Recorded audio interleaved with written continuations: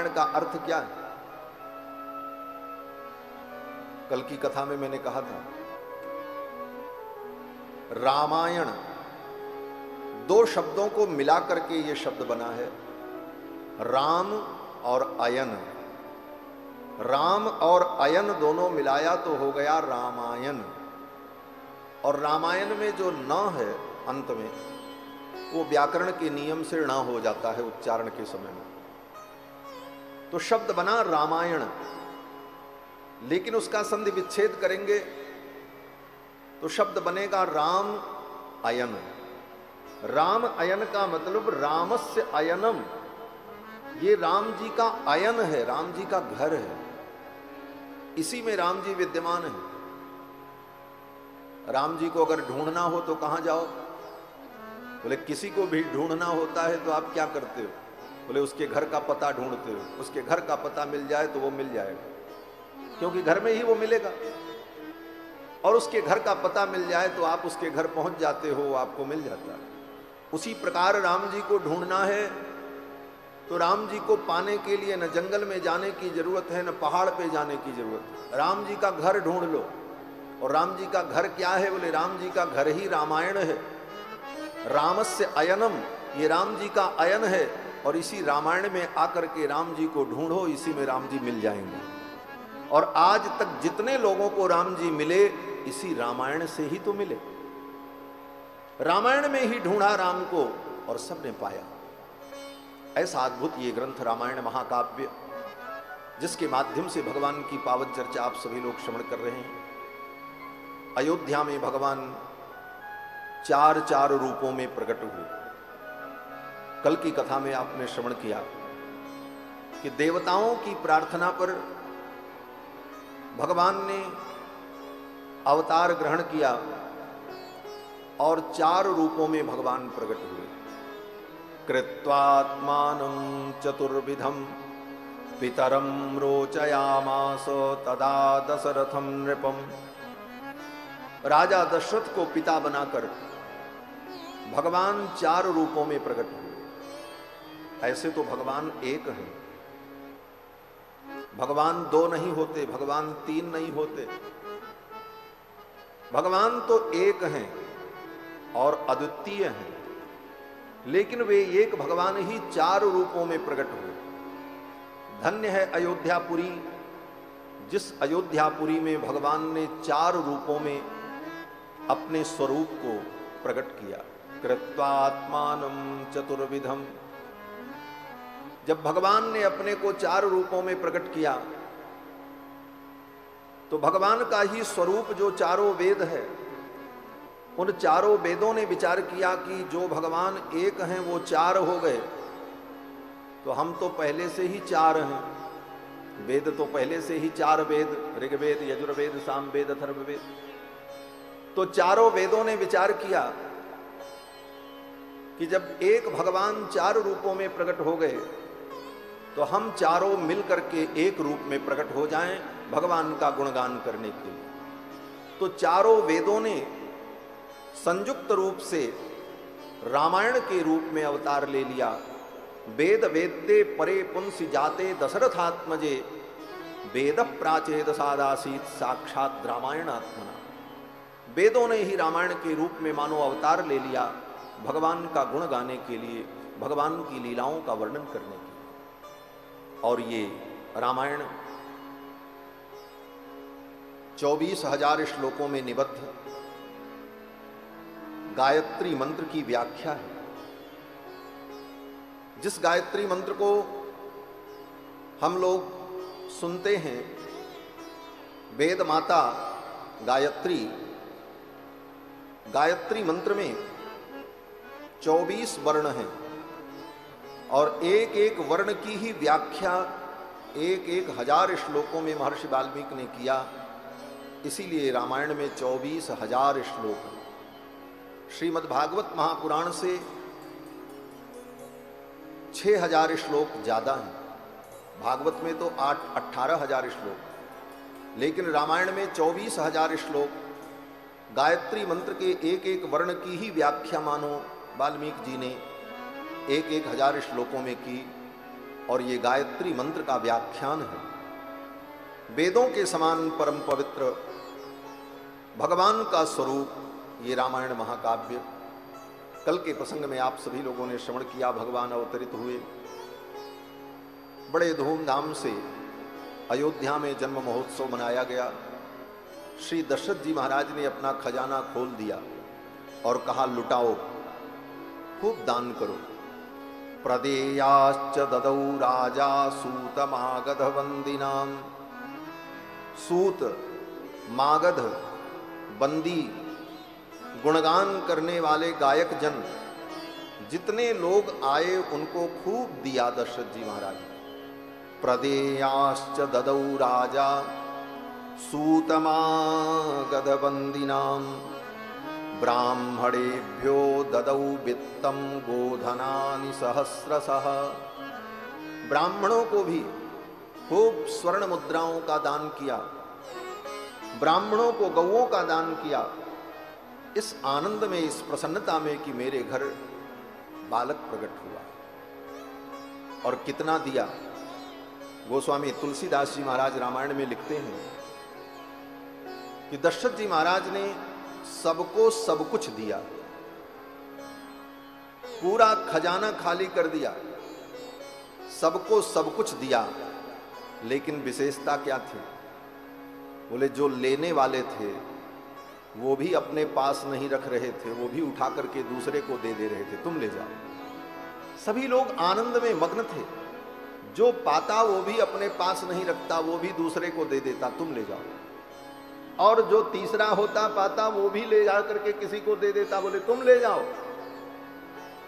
सर्वस दान दीन सब काहू, और जेहि पावा राखा नहीं ताहू। जो पाया वो भी अपने पास नहीं रखा। सर्वस दान दीन सब काहू, सर्वस दान दीन सब काहू। जेहि पावा राखा नहीं ताहू, जेहि पावा राखा नहीं ताहू। सर्वस दान दीन सब काहू, सर्वस दान दीन सब काहू, सर्वस दान दीन। सबको सब कुछ दिया और जो पाया उसने भी अपने पास नहीं रखा। सभी अयोध्यावासी लुटा रहे हैं। गोस्वामी तुलसीदास जी महाराज लिखते हैं कि देत सबन मंदिर रितये। दे दे करके लोगों ने अपने घर को खाली कर दिया।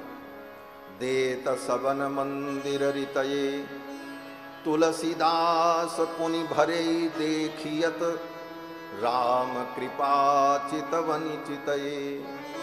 राम जी की ऐसी कृपा बरस रही थी कि लोग दे दे करके अपना घर खाली कर देते और फिर जाकर के देखते तो घर भरा रहता, कहीं कोई कमी नहीं। भगवान की सेवा में, संत की सेवा में, गौ की सेवा में, दीनहीनों की सेवा में, परमार्थ में, परोपकार में व्यक्ति अगर धन का व्यय करता है तो कभी उसे धन की कमी नहीं हो सकती। संतों ने कहा कि तुलसी पंछी के पिए, घटे न सरिता नीर, दान किए धन ना घटे जो सहाय रघुबीर। दान करने से धन कभी समाप्त नहीं होता। परमार्थ के कार्य में, अच्छे कार्य में धन को लगाने से धन की सद्गति होती है। धन की केवल 3 गति है बस। धन की पहली गति है भोग, उस धन का स्वयं भोग करो। और दूसरी गति है दान, और तीसरी गति है विनाश। धन की 3 ही गतियां हैं। कितना भी धन आपके पास हो उसका 3 ही उपयोग हो सकता है, लेकिन इन तीनों में भी सर्वश्रेष्ठ उपयोग धन का क्या है? बोले प्रथम उपयोग धन का है दान। परहित में परोपकार के लिए धर्म के कार्य में धन का विनियोग, ये धन की उत्तम गति। और मध्यम गति बोले उसका भोग, स्वयं भोग कर लो। और दान भी नहीं किया और स्वयं भोग भी नहीं किया तो धन की गति क्या है? बोले नाश, वो नष्ट होगा। न तुम भोग कर पाओगे, न उसे दे करके तुम पुण्य कमा पाओगे, अंत में कोई उसका भोग करेगा, तुमसे वो छीन लिया जाएगा। इसलिए धन की तीन ही गति है और धन की तीन गति में सर्वोत्तम गति दान। लेकिन दान भी किसको दें? गीता में भगवान श्री कृष्ण कहते हैं कि देशे काले च पात्रे च तद्दानम सात्विकम स्मृतम। देश, काल और पात्र, इन तीनों पर विचार करके जिसको दे रहे हैं वो पात्र है, और जिस काल में दे रहे हैं वो काल उत्तम हो, और जिस देश में हम दान कर रहे हैं वो देश उत्तम हो। देश, काल, पात्र, इन तीनों पर विचार करके जब दान किया जाता है तो वो दान सात्विक दान होता है, उत्तम दान होता है। और भगवान के कार्य में, परमार्थ में दान करने पर, लुटाने पर कभी धन की कमी नहीं। दशरथ जी महाराज ने खूब लुटाया। सरबस दान दीन सब काहू, जय पावा राखा नहीं ताहू। दूर दूर की माताओं ने, देवियों ने जब सुना कि दशरथ जी महाराज के घर में बालक प्रकट हुआ है तो सब बधाई देने के लिए चल पड़ी और सज सज करके अपना श्रृंगार किया। मांगलिक द्रव्यों को लेकर बधाई देने के लिए बधूटियां नंद भवो दशरथ भवन के ओर चल पड़ी। गोस्वामी तुलसीदास जी महाराज लिखते हैं कि बृंद बृंद मिली चली लुगाई, सहज सिंगार किए उठधाई, कनक कलश मंगल भरि थारा, गावत पैठे भूप दुआरा। श्रृंगार करके मांगलिक द्रव्यों को लेकर लुगाया दशरथ जी के भवन की ओर चल पड़ी। वृंद वृंद मिली चली लुगाई, सहज सिंगार किए उठ धाई। और दशरथ जी के द्वार पर आकर के जब देखा तो नौबत बज रही थी। राजा दशरथ जी के द्वार नौबत बाज रही। राजा दशरथ जी के द्वार नौबत बाजी रही। राजा दशरथ जी के द्वार नौबत बाजी रही। राजा दशरथ जी के द्वार नौबत बाजी रही। राजा दशरथ जी के द्वार नौबत बाजी रही। कौन पुण्य कर आई कौशल्या, कौन पुण्य कर आई कौशल्या, कौन पुण्य कर आई कैकेयी, कौन पुण्य कर आई कैकेयी, कौन पुण्य कर आई सुमित्रा, कौन पुण्य कर आई सुमित्रा। गोद भरी करताज नौबत बाजी रही। हाँ गोद भरी करताज नौबत बाजी रही। राजा दशरथ जी के द्वार नौबत बाजी रही। राजा दशरथ जी के द्वार नौबत बाजी रही। को प्रविशत को निकसत कहते, को प्रविशत को निकसत कहते, को प्रविशत को निकसत कहते, को प्रविशत को निकसत कहते। हृदय में हर से अपार नौबत बाजी रही। हृदय में हर से अपार नौबत बाजी रही। राजा दशरथ जी के द्वार राजा दशरथ जी के द्वार नौबत बाज रही। मंगल द्रव्य लिए हाथन में, मंगल द्रव्य लिए हाथन में, मंगल द्रव्य लिए हाथन में, मंगल द्रव्य लिए हाथन में, गावत मंगल चार नौबत बाज रही। गावत मंगल चार नौबत बाज रही। राजा दशरथ जी के द्वार नौबत बाज रही। राजा दशरथ जी के द्वार नौबत बाज रही। साधु सराही सुमन सुर बर सही, साधु सराही सुमन सुर बर सही, सुमन सुर बर सही, सुमन सुर बर सही, सुमन सुर बर सही, सुमन सुर बर सही। साधु सराही सुमन सुर बर सही, साधु सराही सुमन सुर बर सही। बोलत जय जयकार नौबत बाजी रही।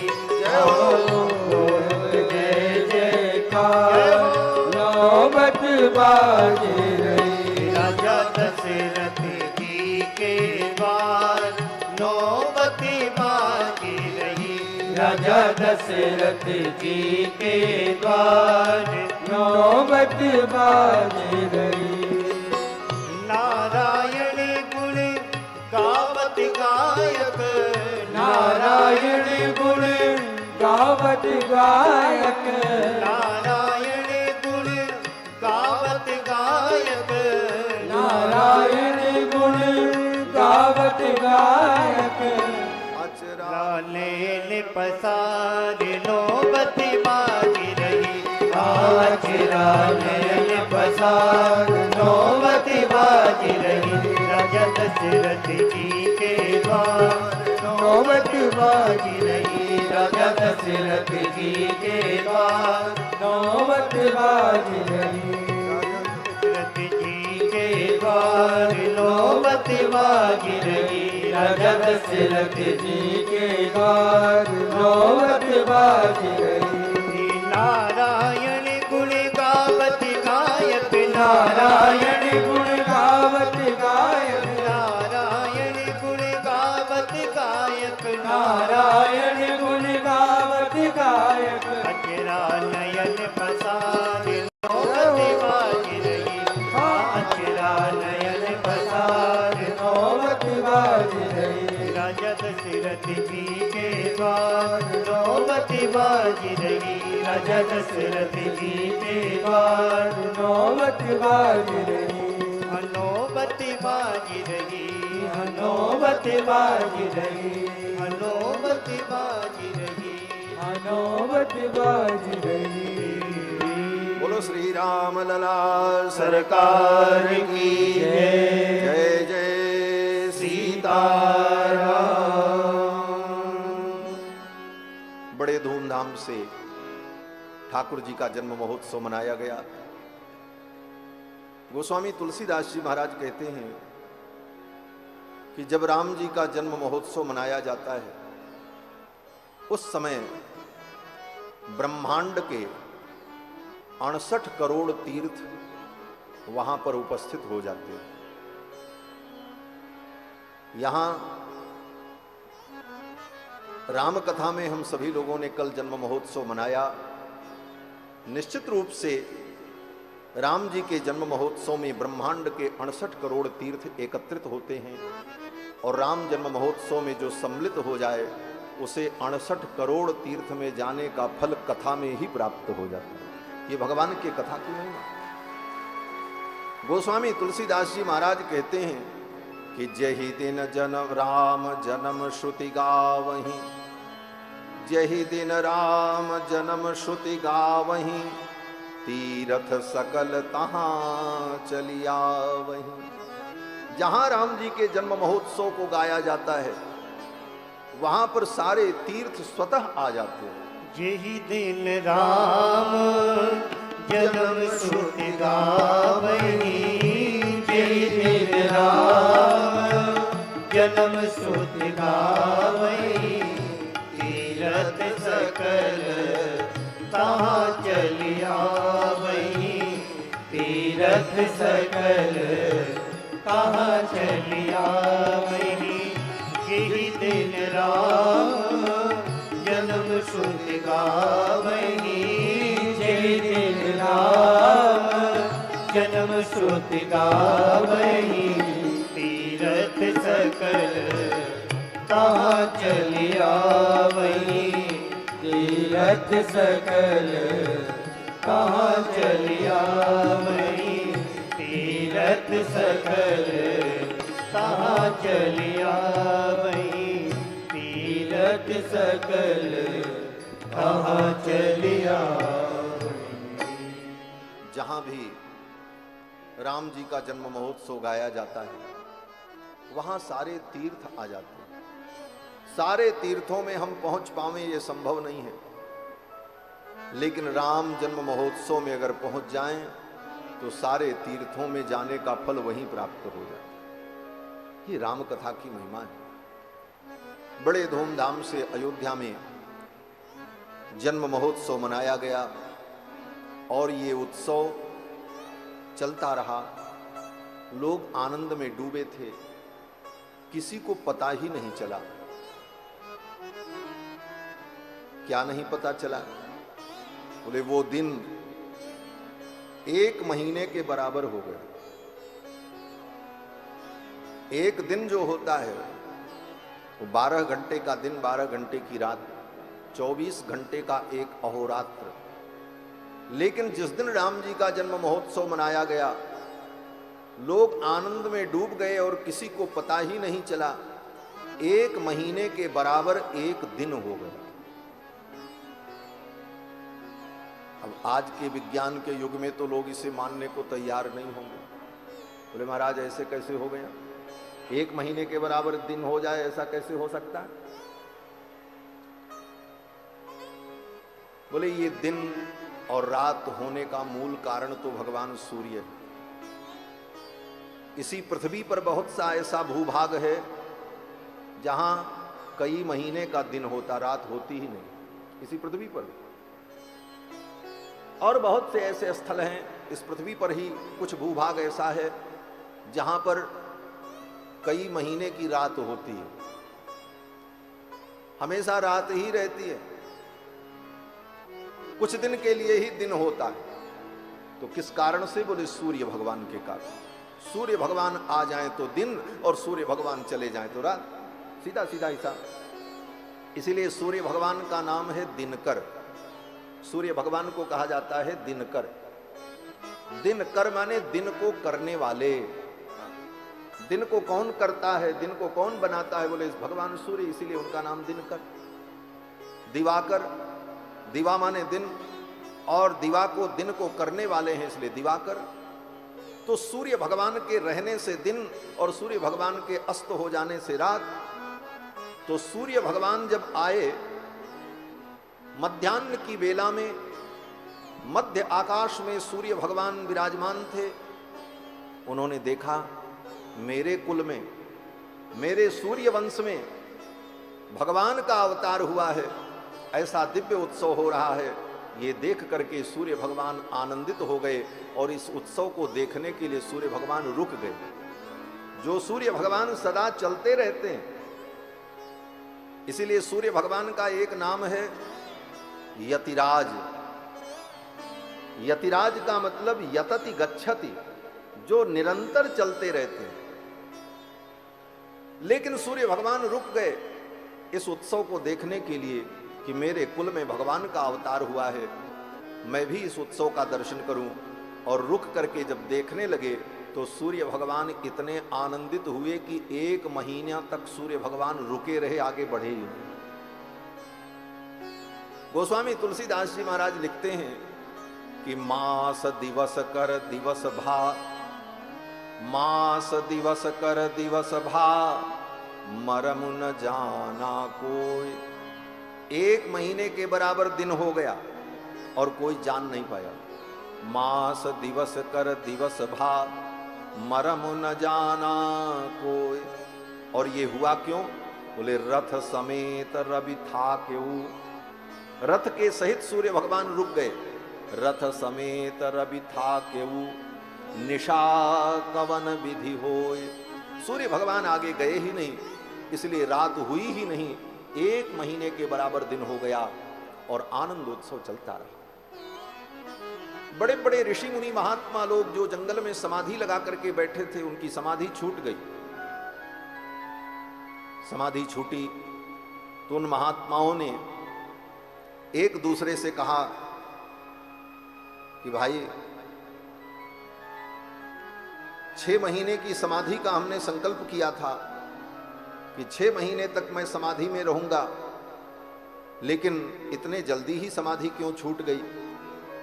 तो जो बुजुर्ग महात्मा थे, बूढ़े संत थे, उन संतों ने कहा देखो समाधि का फल क्या है? बोले समाधि का फल भगवान का दर्शन है। समाधि में भगवान का ही दर्शन किया जाता है। आजकल तो कोई व्यक्ति मर जाए तो उसको मिट्टी में गाड़ देते हैं, तो कहते हैं ये महाराज की समाधि है। लेकिन समाधि योग की अंतिम सीढ़ी है। महर्षि पतंजलि ने अपने योग शास्त्र में जो अष्टांग योग का वर्णन किया, उस अष्टांग योग में अंतिम सोपान समाधि है। पहला यम, दूसरा नियम, यम नियम, आसन, प्राणायाम, प्रत्याहार, धारणा, ध्यान और तब समाधि। इसको अष्टांग योग कहा जाता है। यम नियम आसन प्राणायाम प्रत्याहार धारणा, इन 6 योग के द्वारा हम भगवान के ध्यान में तल्लीन होते हैं।